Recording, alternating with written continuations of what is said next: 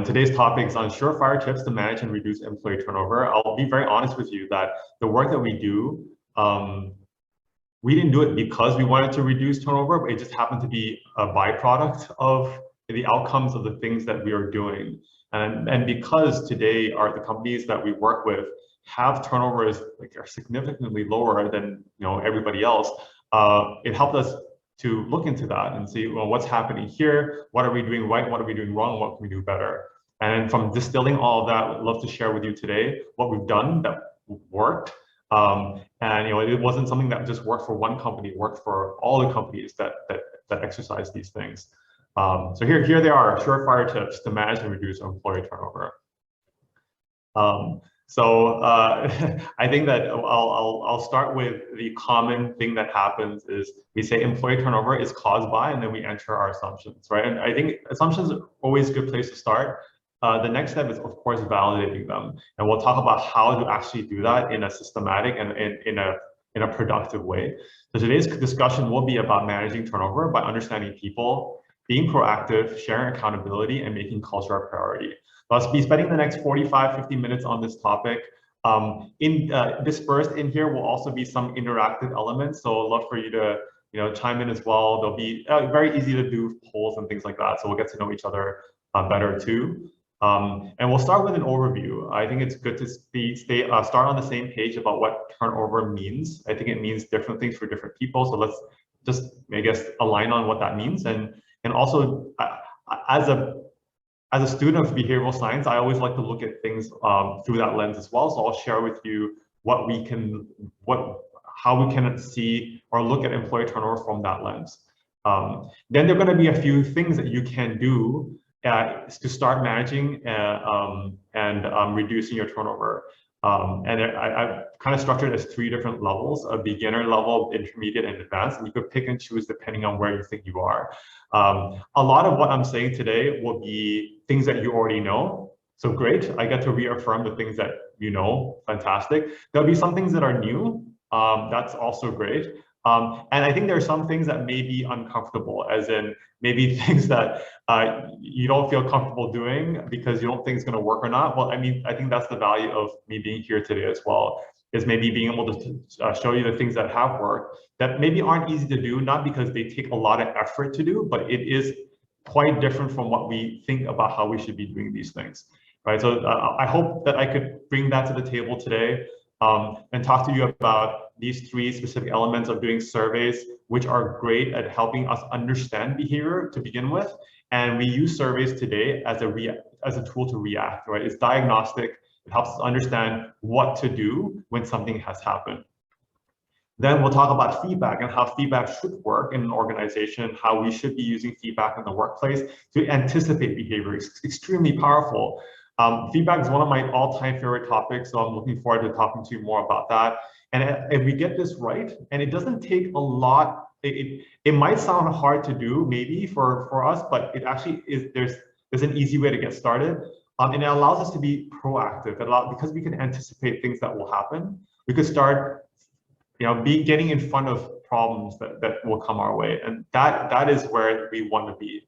And finally, the holy grail that a lot of companies want to get at, which again, not too far away from your reach. Even if you feel that you're not there yet, you can get there pretty easily through a repeatable process that I'd love to share with you. But we can not only anticipate behavior, but we can start changing behavior to the behaviors that we want, right? And we'll talk about what that means, why is that called culture, and how this transformation can work. All right, so as anything, we'll start at the beginning. What employee turnover is all about anyway. I love this quote from Einstein. He says that if I had an hour to solve a problem, I'd spend 55 minutes thinking about the problem and 5 minutes thinking about the solutions. I might not use the same ratio as he does today, but yes, we'll start by understanding the problem first, and then we'll get into the solutions that we can implement in our organizations. So maybe we could start with the mentee poll to help us just get a feel of where we are together today on these kind of problems. So if you don't mind scanning your QR code here, you could access the through the link above as well, and then there's a code too. So if you could just quickly hop on using your smartphone and yeah, just give some quick responses, then we can look at where we are together on this. I'll just give you a few seconds, and then maybe it might help if I copy paste this into the chat. I don't know if that will help.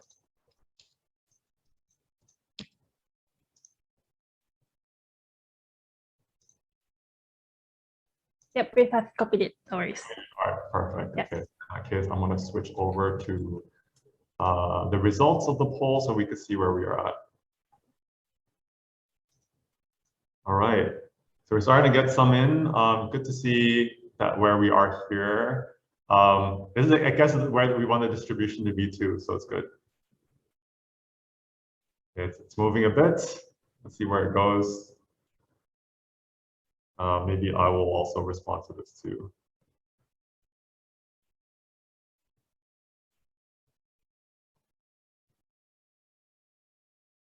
Cool. So, all right, thanks. So we have, I guess, 7 responses so far. We could see them trickle in, but just I guess it gives us a good idea of where we are. In the past 2 weeks, my work has been affected by employee turnover. So not a lot of us, but some, which is it's really good to know. I think it's good to understand that turnover affects us in many different ways, right? Some of us work directly related to it. So when turnover happens, we are there to, I don't know, find new talent to the workforce. We're there to do interviews. We're there to evaluate and assess. So that's maybe more a direct link with what some of us have someone around us who's left the organization, and maybe their work has come to us as a result. So there's different ways for us to be affected by turnover, but we do find that many of us are in one way or another, whether we know it or not. So there is this cost of employee turnover that is invisible that we deal with, depending on where we are in the organization. It's good to see that we all have experience, either running surveys, using feedback tools, and really, really good to see that your company core values are well defined and clear, right? That's usually one of the ones that aren't as high as we want it to be. So great place to start. And then really good to see too that most of you are feeling energized, active, and ready to go. That's exactly where we want to be. I am almost close to 10. I'm going to get there through this conversation with you all. So I'm glad that's where we are. So thanks for sharing. We'll come back to this as well. So please leave your poll open, because there'll be another question coming in another few slides as well. So we'll tab back and forth. But thank you for sharing so far. Okay, so let's get on to understanding what turnover is, and that the fact that there are different types of turnover. We see a lot of times that we try to, we know how to calculate turnover, and we can share resources afterwards about how to do that well. But it's also important that we don't lump turnover into just one number, because it doesn't help us really understand what's going on and how we should be solving these problems. So there's a traditional way, I think the more popular way of understanding different types of turnover, where you have voluntary and involuntary. But then I also want to bring attention to the other type, which is functional and dysfunctional turnover. So the voluntary and involuntary one, right, is voluntary is when an employee chooses to leave the organization.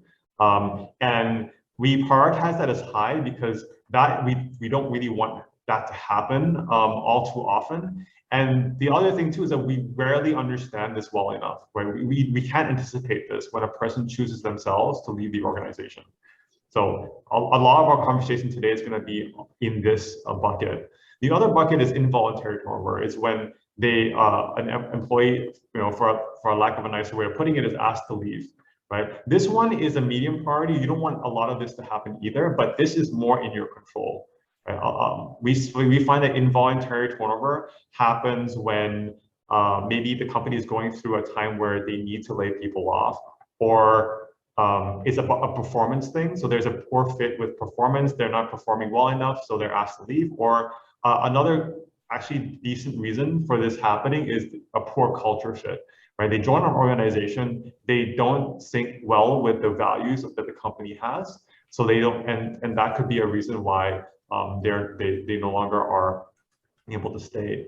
with your company. So there's that. Also, the other useful way of looking at turnover is functional versus dysfunctional, right? And then this is where, if you're able to group this type of turnover, you could actually see functional turnover, I would say, is the lower priority to solve. Again, you don't want this to be high either, but when it happens, it's a turnover that happens that is part of it's part of your business functions. Whether a person is not able to contribute in a way that they're being asked to, usually it's a performance thing. But dysfunctional turnover is a huge concern. And I think this is something that is becoming more of a focus point every day. Dysfunctional turnover is when somebody with very high potential in your organization leaves your organization for reasons that you have no idea. Even actually for reasons that you know too. You don't want top talent to leave you. Talent that's really contributing well. So one, do you understand? The only way you could bucket these two is first, you understand who your top talent are that you would like to retain, and are they leaving you? So it's something that we say that it's all of the different types of categories that you create. I think dysfunctional turnover should be the one that you pay attention to the most, right? And again, like voluntary turnover, the reasons of which are to be determined. I think that's what we're going to try to do together today as well. Try to understand what are the different reasons for this. So I mean, maybe before we dive into that, I'd love to get your thoughts on why you think people leave organizations. And I think that's the next slide in the Mentimeter poll. So if you don't mind going there, I'd love to, we'll get some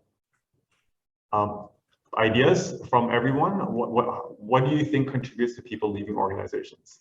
I understand it allows, the poll will ask you to fill in up to 3 terms or words, and it should build a word cloud here. So let's see what gets built. I'm going to switch the screen over so that we can see what's being generated.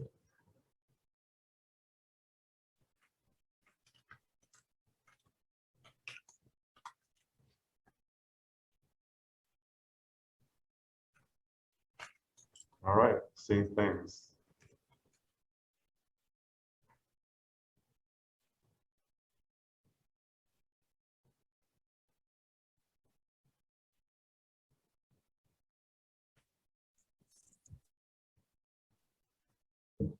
All right, so what do we have here? We have, okay, company culture, great one. I see managers, I see salary, career progression, career opportunities, feeling undervalued. That's a really good one. New management, that's interesting. So there's a trigger that happens and it causes people to think about leaving. Low well-being, work-life balance, I think those two are huge too. Yeah, they're looking for a healthier work environment. I see another bad manager here. Culture, travel time. Oh, that's good too. I think that affects your well-being and a lot as well. Benefits. Great, thank you. This is fantastic. I think this is a really good selection of reasons why people leave organizations. And so that will lead very well into the list here. Of the reasons of, I think it echoes very well with what we've listed as a group. So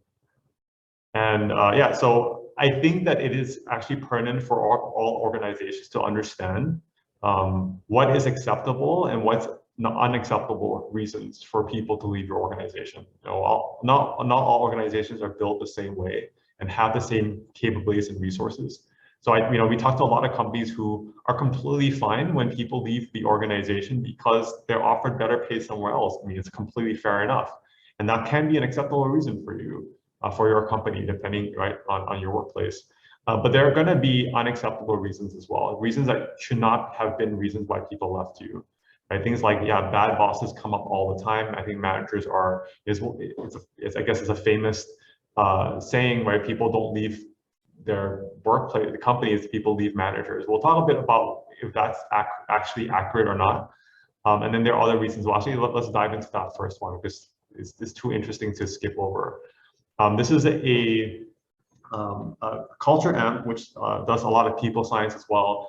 They did a study about this idea that people leave companies because of managers.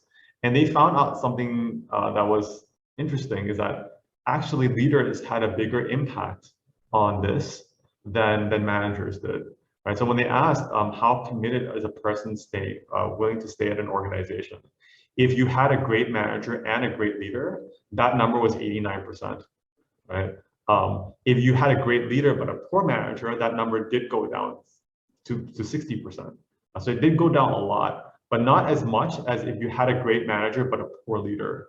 So from here, a leader's influence in getting a person to stay and be committed to a company is it's very significant.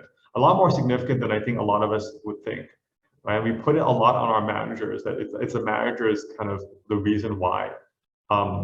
And so I think that's worth pointing out, is that when we say bosses or managers, there's different stakeholders in the organization that actually influence and impact turnover more than others. And so leaders are a big part of getting a person to want to stay at a company, right? And so a lot of these unacceptable reasons actually stem from the first one, whether it's about low recognition, lack of personal growth, that they don't feel challenged. A lot of these reasons are reasons why people leave a company, and they sometimes attribute this to their managers. The manager doesn't give them personal growth. The manager doesn't appreciate them enough.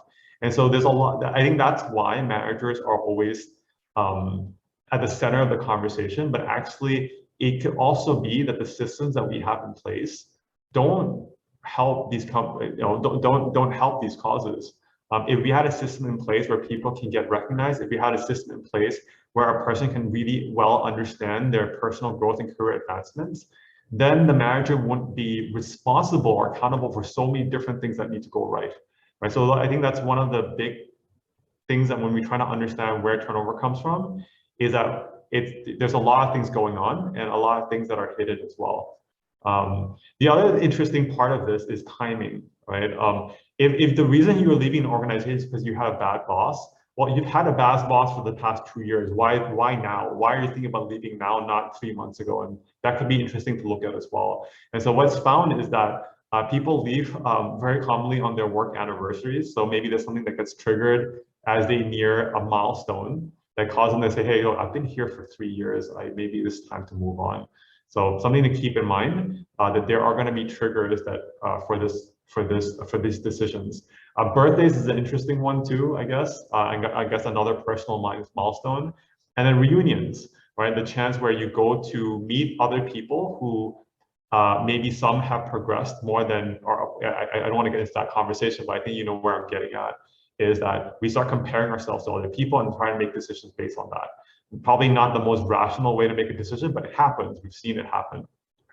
I think timing is actually a really interesting thing to think about when we talk about, why do people leave and when does it actually happen? And there are 2 other phenomena that actually contribute more than these percentages that you see here. And that has to do with the ripple effect and job embeddedness. So I want to spend a few minutes on this. I think this is actually the biggest contributor to the from the studies that we've done, to be one of the highest contributors to the great resignation, or whatever you want to call it, that's happening today. Right? The ripple effect being when one person leaves the organization, it causes the people around them to think about leaving as well. Right? And that happens all the time. And that's why understanding the reasons it happens is important. That's why understanding the timing is important. Because if we cannot control these things, we don't have an understanding of it. We are at the fourth. We have to give in to these phenomena that happen. So yeah, the ripple effect is happening. A few people leaving is triggering other people to think about leaving as well. The other part being low job embeddedness is that when a person doesn't feel a belonging to a community or their job or their role, they feel kind of disattached in some way, they also have a much higher chance of leaving. And this is becoming more commonplace when we're bringing in new employees into the organization. We're still working remotely. They don't really have a chance to embed in our organizations as much as maybe we traditionally have had, and they are now more susceptible for leaving the organization. And so when you have both of these things happening at once, well, maybe that's why we're seeing something as drastic happening as we are today, right? And so we definitely want to be ahead of this problem as much as we can. And so before we get to solutions, I know I've been spending a lot of time on the background here, but before we get there, a last point I want to make is that people are more than data points. A lot of times when we gather data, and as a people analyst myself, I look at data all the time. I want you to pay attention to the person on top right, as well as all the other people here. But just because your analysis finds a data point not statistically significant, it still represents a person who is important and significant as well. So just because someone is an outlier or something is happening, we have to pay attention to people and that understand that each person is different. They have different needs, wants, and expectations. And that's why managing turnover is a challenging process. There is no one size fits all. And because there's no one size fits all, let's actually go into how we could actually get a better handle on this. Okay. So we'll start with surveys. I see that a lot of you have experience doing surveys before. That's great. Again, they're there to help us understand why things happen, help us understand behavior, and it allows us to be reactive. And reactive is not a bad thing, right? A lot of times we talk about reactive versus proactive. Sure, we'd rather be proactive than reactive. But when we're reactive, we want to make sure that we're reacting effectively as well. There are different ways to react. So surveys help us react effectively, right? So today, what I want to show you are maybe start with a few best practices about when we do surveys. A lot, and I'd love to get your feedback on this as well, what you think will work and what doesn't work for you. It could start as simply as just framing it well and making it user-friendly. I see so many surveys being sent out. The title of the survey is Employee Feedback Survey. It's so much more effective, and we've seen this, when you just reframe it to something else that makes them feel that this is about them, the survey respondent. So instead of calling it Employee Feedback Survey, just call it, we need your help to improve our workplace. And the responses you get will be a lot more valuable and useful. Right? So other things that you can do, as I mentioned, make it user-friendly. So things like don't make it too long and tedious. Make sure you have clear objectives. You know exactly why you're running this survey, and then communicate these objectives with your respondents. Don't keep it hidden. There's no actually added benefit for not sharing what your objectives are. But when you share your objectives, the context gets created and you get information and responses that are more useful. The next two could be a bit controversial, fine, but I will suggest them anyway because we've seen it work really well. Is that let the respondents understand where their responses are going. When they feel that they are answering or replying to a survey that is a faceless organization, they're not going to be very considerate, I'll say, when they give you feedback. But when they understand that a human being, the CEO of the company, is going to be the one reading this and maybe even sharing these results with other people, they will moderate their feedback in a way that will be more useful for you. I'm not saying that they will start hiding things that they don't want to share. That's for another topic, but understanding where your feedback is going is important, right? And I guess that leads me to anonymity. I think a lot of surveys traditionally, the recommendations, just make it anonymous, because if you don't, people aren't really going to share what they really feel. But it's a double-edged sword. And we find that with anonymity, it makes feedback a lot more negative and critical than it has to be. And two, we can't really solve the problem in the right place. You'll find that when you do your surveys, you'll get a ton of different ways and reasons and issues and challenges that people are facing. And without really understanding where they're coming from, you're going to have trouble actually taking action on it.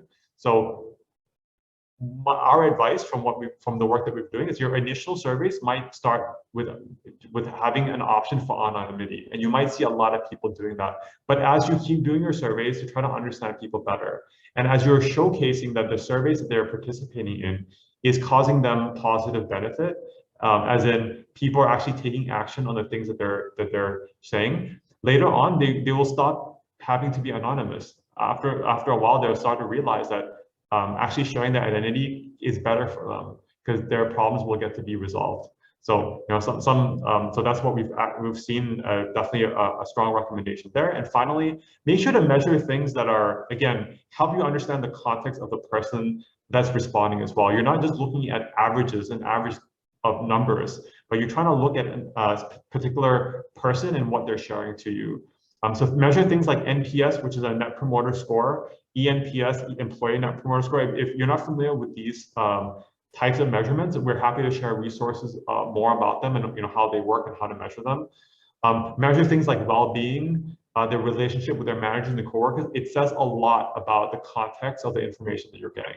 And so that's the advice or best practices that we found to be most helpful in getting the right results, or the results that are most useful.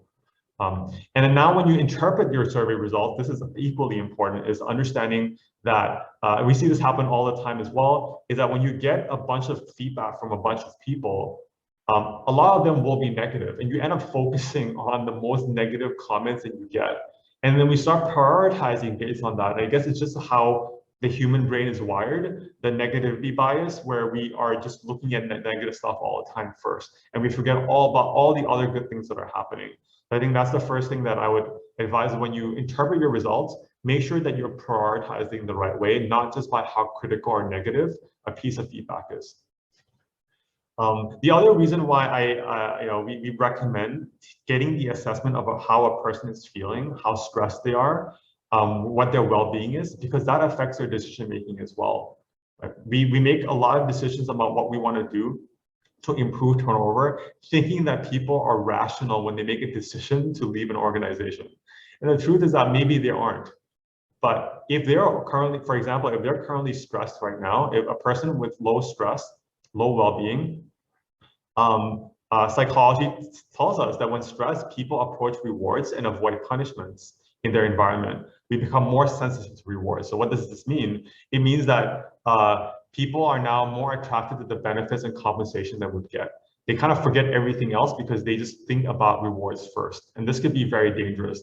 A lot of companies will then succumb to this and say, okay, the way we will retain our employees is just to give them more money. And it works because that's, in a time of stress, that's all they're looking for, but it becomes non-sustainable. And you really don't want to fix your employee turnover problems this way. But this is something that we definitely see happening. The other thing too is that stress promotes increased risk-taking and reward-seeking, even when this leads to disadvantaged outcomes. Right? The mundane example is that we eat comfort foods, French fries and potato chips when we're not feeling well, even though we know that we should be exercising instead, because that will actually make us feel better than eating a bag of chips. But we don't, because we are reward-seeking when we are stressed. And that's what happens too when people leave organizations. They're leaving a place that they have been at for a place that they don't know anything about, because all they're focusing on right now is the rewards that they think that they're going to be getting. And you don't want them to make decisions in that position. So highly encourage that things like stress, well-being is something that you do measure in your surveys. So because you don't want your company to get to a place where that's how decisions are being made. And we see that again happening more often than not. Actually, there was another survey that we wanted to do, but I might skip this because of time. It's my own fault. I'm running late on the slide. So this survey was just to try to help us understand. I just wanted to understand how you're all feeling at the moment, how you're really feeling, and then maybe help you take a guess about how I'm feeling. And you'll realize that answering the question about how you're feeling is hard enough, but answering about how another person is feeling is even harder. And that's the opportunity here, right? So just the concluding of the survey part is that there are common areas of opportunities that I encourage you to look at. And by doing your surveys this way and helping understand people this way, you will be able to manage your turnover a lot better, because you're able to solve problems in the right places for the right people, right? So one, prioritize feedback by impact, not by how critical or negative it is. And you could decide how you want to define impact. Is it the frequency of feedback that you get? But do not do it by just ranking, this is the most critical or negative feedback that we've gotten. This must be the most important thing we look at. Definitely not the way you do it, and it happens more often than you think. It happens subconsciously. Secondly is use feedback as an opportunity to initiate conversation. It's such a great thing to do where you have, especially when it's not anonymous, where you can actually say, hey, look, we saw that you answered some questions this way. Can we have another 15 minutes to talk to you about it?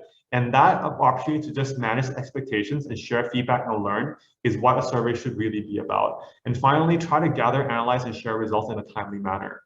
This is the problem with some types of surveys that are run, is that you run a survey, and by the time your insights are delivered to the right people, 3 months have passed by, and that becomes irrelevant. So make sure that you do this in a timely manner. So that's the first kind of thing that you can do to try and tackle this problem better. We'll get into feedback now, which is you're in the next step. It's like doing surveys, but more frequently and in a different way. Again, one of my favorite topics, and it allows us to anticipate and predict behavior. It allows us to become proactive in how we manage our people, right? And you deal with feedback more often than I think that we think about. It happens subconsciously. It happens in the background. An example I always like to go to is that when you drive a car, there's feedback all over the place. Right? You look at your dashboard, you see how fast your car is going, you see how much fuel you have. There's a warning light that comes up if something is wrong. It tells you which gear you're at the moment. All of this allows you to drive your car a lot more effectively. You also have turn signals. You're able to communicate and send feedback to other people, other drivers around you that you're going to turn left or right. All of this is happening all the time without you knowing it, but this is a feedback that affects different systems that you interact with. Imagine driving a car with no feedback. You have a no fuel gauge, you have no speedometer, you're going to be driving your car extremely slowly just to get from point A to point B. And we'll come back to this analogy in a bit. And so the truth is that we think we have the right feedback mechanisms in place in our systems, but we don't. In our organizations, this is how a lot of times we do feedback. We put a suggestion box, we do an annual engagement survey, so once a year, thinking that we understand people better that way, and that's how we can adapt our organization. Or we do exit interviews. We're taking information that's a bit too late already, thinking that it will help us make better decisions going forward. I'll give you an example of what I hear all the time when I talk to CEOs who implement a suggestion box with their HR teams. And I'll say it comes from a really good place. They want to make improvements to their organization. So they say, hey, look, here's a suggestion box. Let us know what you want to do differently, how you want to do things differently around here.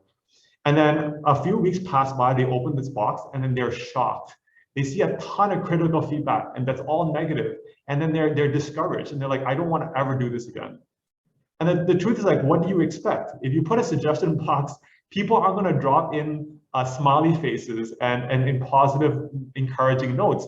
You put together a system that is incentivizing people to share things that they feel very strongly about or even weak about, but you have no idea. So that's why these are examples of maybe us wanting to have a feedback system in place, but maybe doing it in a wrong way, and that maybe there are better ways of doing that. Right. So in a basic way of how feedback works in a system has an input, a process, and an output. Right. And feedback just helps you understand how to change your input so that you can go through the process better and have a better desired output. That's how it is. And running organizations is not different. You have people and their effort that they put in. You have work processes in place that create business outcomes. And the feedback systems that we have in place are to improve the systems that we have here. And there are things that we're doing all the time anyway, right? We're trying to improve people by improving our hiring practices or training and doing L&D things. Our work processes, we usually think about them as, how do we improve our workflows? What kind of tools do we bring in? Culture is actually the biggest lever here, and that's why we'll get to talking about culture soon. But that influences work process. And finally, with business outcomes, we try to measure them all the time, either through financial statements or whether it's KPIs or OKRs. But this feedback part is still something that I think is up in the air in a lot of places. There's a lot of things going on. We're trying to solve this all the time. Whether we have peer feedback systems in place, whether we have one-on-one meetings, performance evaluations every 6 months. But that's what we're trying to do so that we can improve the system. And the truth is that maybe it's time to evaluate what your feedback tools look like and are they actually effective. Right. And the pulse surveys method is the method that, happily we've used and we've seen it being very successful if implemented the right way. And and then the third part about getting feedback to work well and to start to anticipate behavior is getting the right information to the right people. And the thing that I want to stress here, there's a lot of key stakeholders that need to be part of the system. Whether you're the CEO, the leader, HR, and the most important piece of this puzzle is the managers and the employees, right? And when you do feedback or even surveys, we highly encourage you're as transparent as possible, because transparency increases trust. And another thing to note too is a manager's perception can change employee behavior, and that's extremely powerful.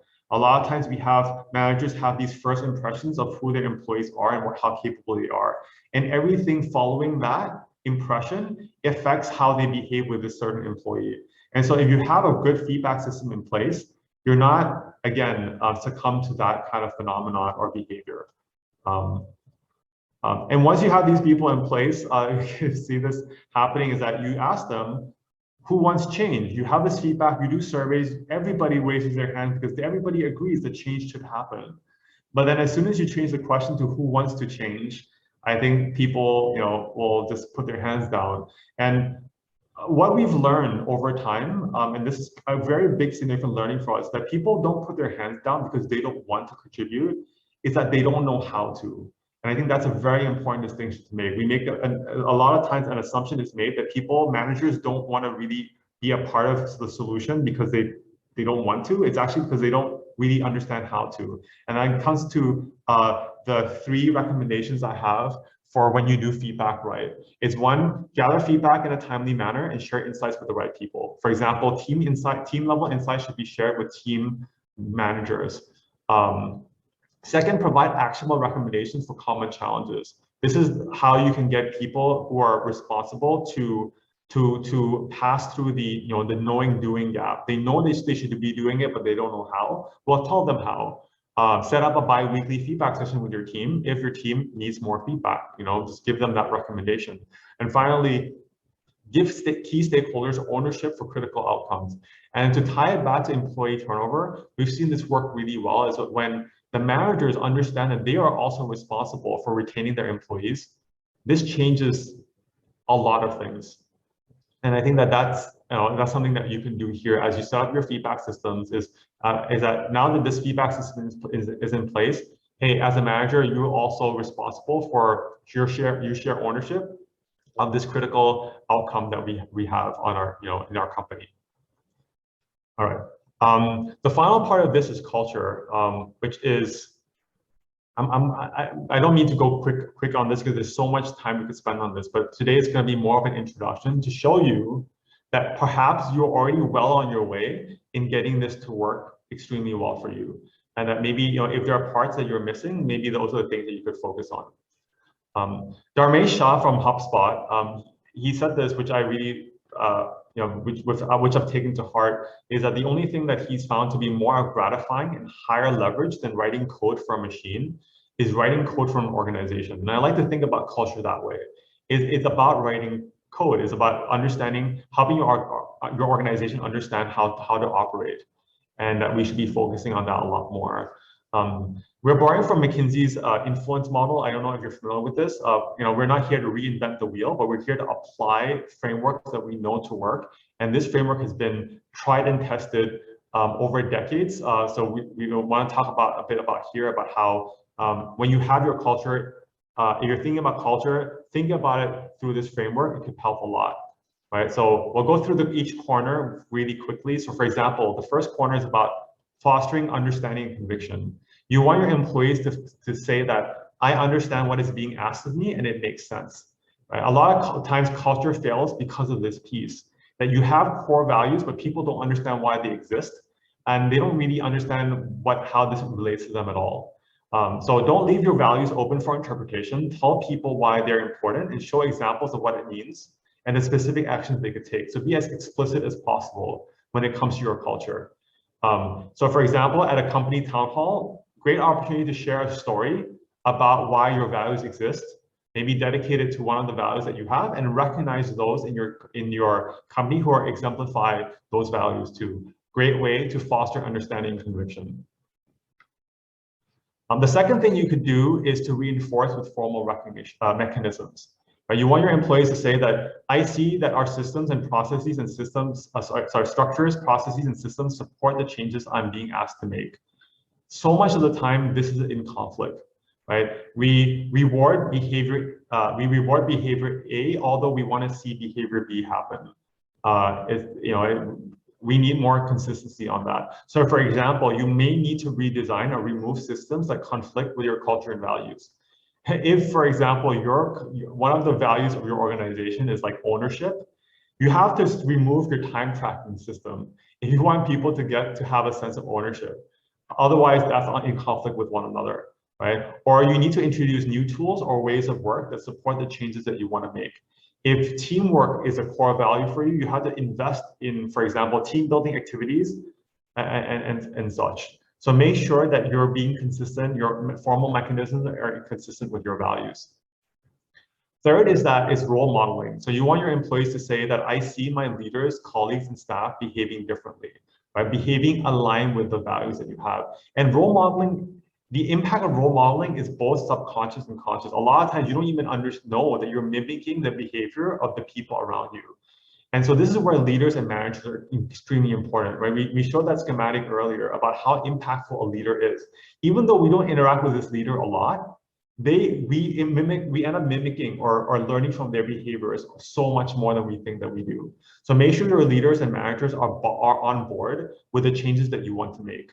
Otherwise, these changes aren't going to happen. So ask your managers how they feel about promoting, for example, innovation and ownership in their teams, if those are the values that you want to instill. And if they don't feel into it yet, then you need to solve that problem first before you actually see it happening on your team, on a team level. Right? And make sure your leaders and managers behave according to your values as well. Make sure it's consistent. And this will take, again, something uncomfortable, but you need to be able to be willing to uphold your values. When somebody acts against the values that you have to be willing to stand up and say, no, that's not okay. Because if people see that you tolerate values that go against your existing values, your values no longer hold any water, right? Very hard thing to do, but very important as well. And then finally, the fourth piece here is developing talent and skills. So you want your employees to say, I have the skills and opportunities to behave in this new way. Right? So for example, offer learning development programs and courses that support the values you want to make. If the value or the behavior that you want to see is you want people to be more innovative, then maybe you need to provide courses around design thinking, doing primary market research, ideation, because without those skills, they're not going to be able to behave in the ways that you want them to behave. Right. All right. So that is in summary. So here's a kind of almost a cheat sheet of all the action items or actionable things that you can do for each part.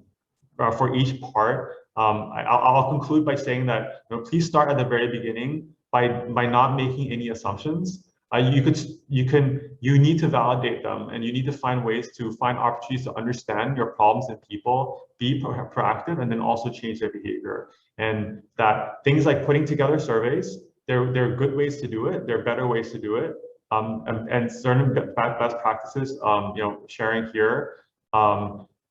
If possible, have the right feedback tools in place as well, so that you can act more proactively.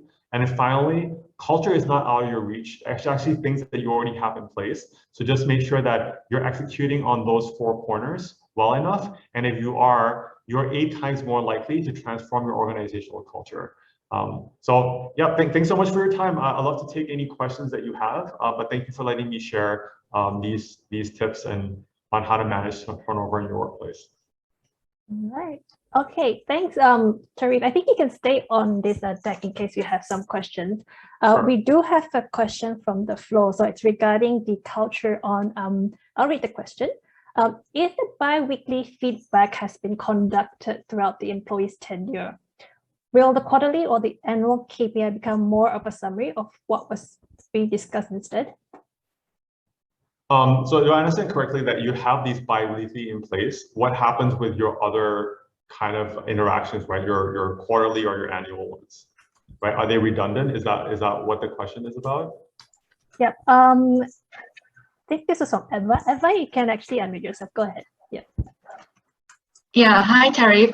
So basically, what happens is that, like you said, the feedback session. So if there's quite often or regular, say maybe one-to-one session, or even if there's things happen, so and the employee or the supervisor has a discussion, instead of waiting until the KPI itself to actually go through or review the person's performance.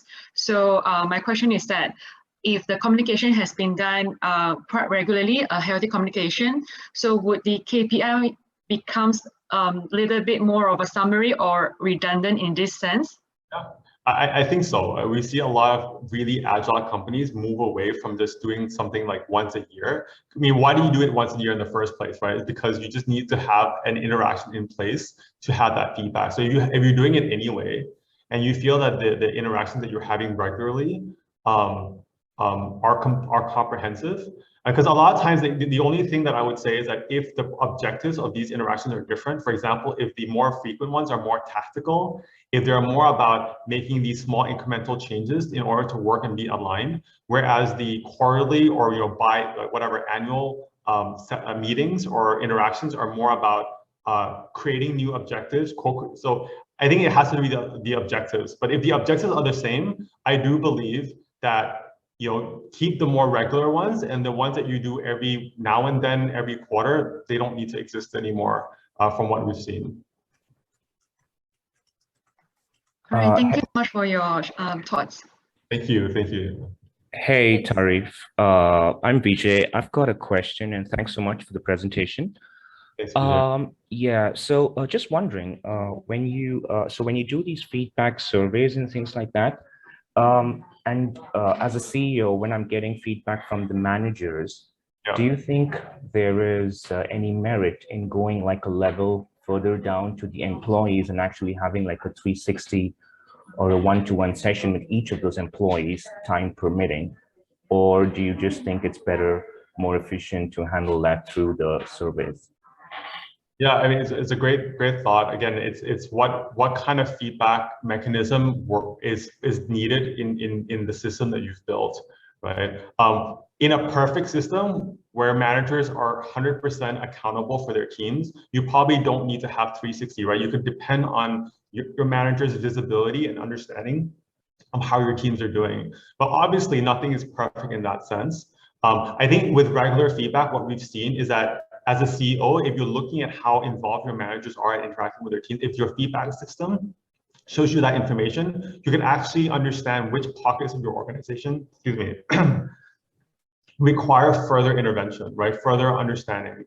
It's a great point. I don't think I have an exact answer for you, other than to say that I think that having regular feedback with, for example, direct reports, managers, and the CEO and the managers of their teams is a lot more effective than just relying on 360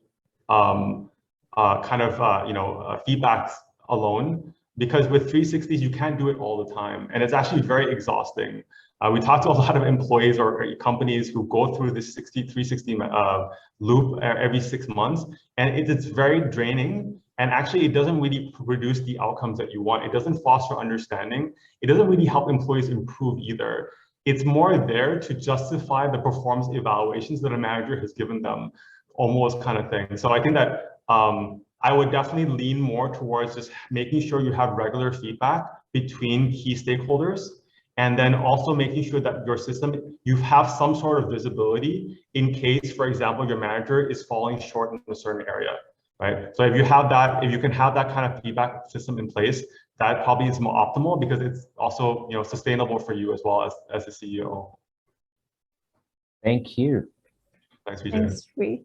If I have a question myself, this is like a follow-up of Vijay's question. So I mean, on 360 feedback, right? And then a lot of companies, when they've done it, it's like massive. They get massive feedback, and having to implement the change that usually takes time. Yeah. So I think, and you were sharing that the mature side would be culture, transforming the culture.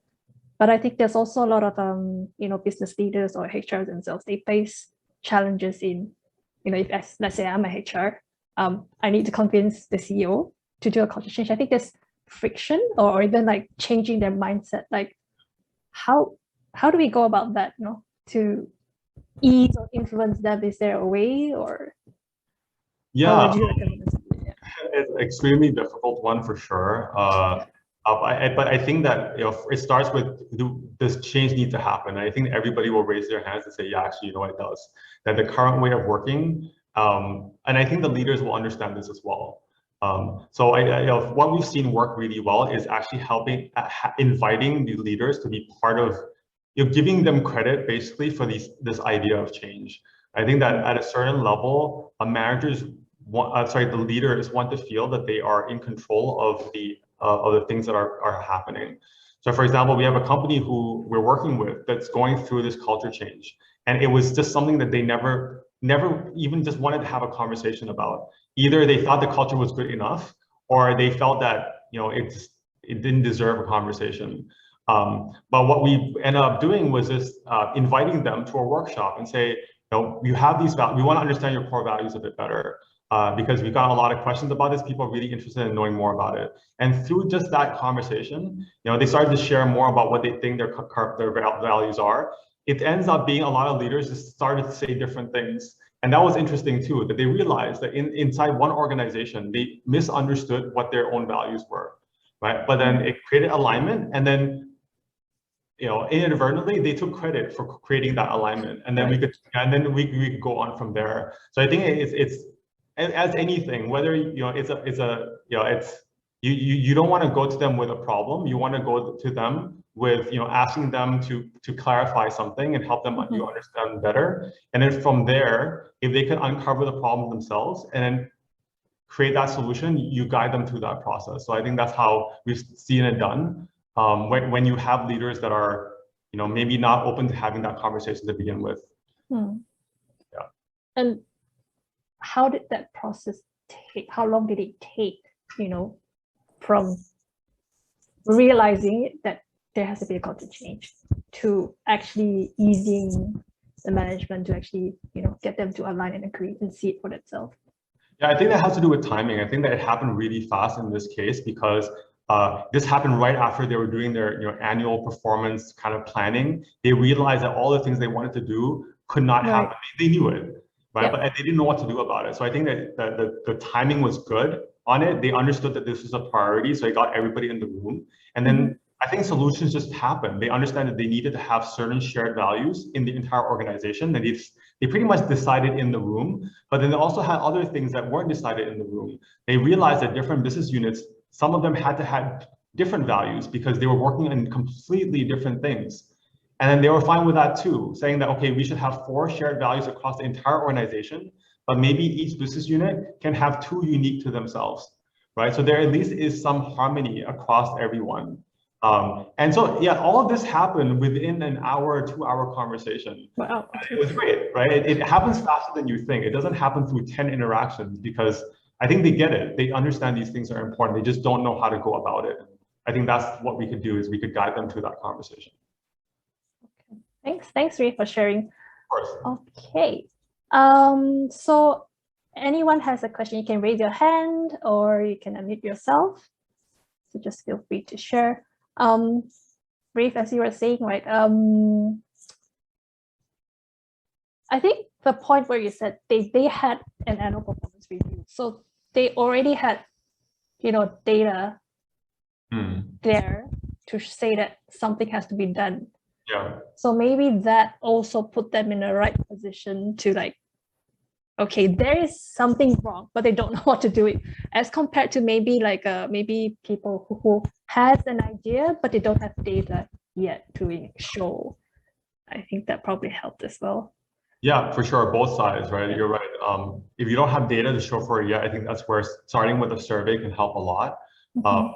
And trying to understand and validate the assumptions that you have, super helpful. And if you're already doing something where you have a lot of data, yeah, make sure that you're collecting data the right way. Right? As a person, or, you know, our team works in people analytics, we do so many surveys and in our own way, but we realize the way you ask the question is incredibly important. The timing of which, so there's a lot of nuances to it. And we hope that the best practices shared today will offer you a way to get better results, right? And with the better results, you'll be able to make better people decisions. Okay, Reef, so I'm being mindful of the time. So thank you so much, Reef. If I could quickly just share my screen here. So that will be capping off this session that we have today. Also, don't leave just yet. We do have a special giveaway for all of you who are here. Now, if you want to find out more of any information, do visit our website at budaya.app. If you want to connect with us, you can drop us a line at budaya@leaderonomics.com. We will be connecting with you post this session. We'll be sending out a short survey, getting your feedback and your thoughts for any future webinar sessions. also the recording for today.